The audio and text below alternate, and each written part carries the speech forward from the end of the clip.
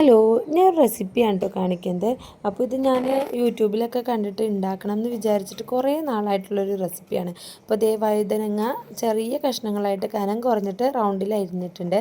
പിന്നെ അത് ഒന്ന് മിക്സ് ചെയ്ത് വെക്കാൻ ഉപ്പ്, മഞ്ഞൾപ്പൊടി, നമ്മുടെ എരിവിനനുസരിച്ചുള്ള മുളക് പൊടിയും കൂടി ചേർത്ത് ഒരല്പം വെളിച്ചെണ്ണ അതൊന്ന് പിടിക്കാൻ വേണ്ടി മസാല പിടിക്കാൻ പാകത്തിന് കുറച്ച് വെളിച്ചെണ്ണയുടെയും ചേർത്തിട്ട് നന്നായിട്ട് ഞാൻ മിക്സ് ചെയ്ത് വെക്കുന്നുണ്ട് കേട്ടോ.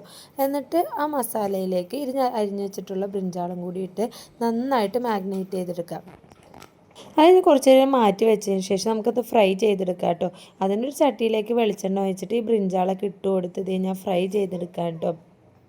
പിന്നെ ഇതിനാവശ്യമായിട്ടുള്ളത് ചെറിയുള്ളി അരിഞ്ഞത്, കരിവേപ്പില, വറ്റൽമുളക് ഇതെല്ലാം ചട്ടിയിലേക്ക് വെളിച്ചെണ്ണയിലേക്ക് ഇട്ട് നന്നായിട്ട് വഴറ്റിയെടുക്കാം കേട്ടോ.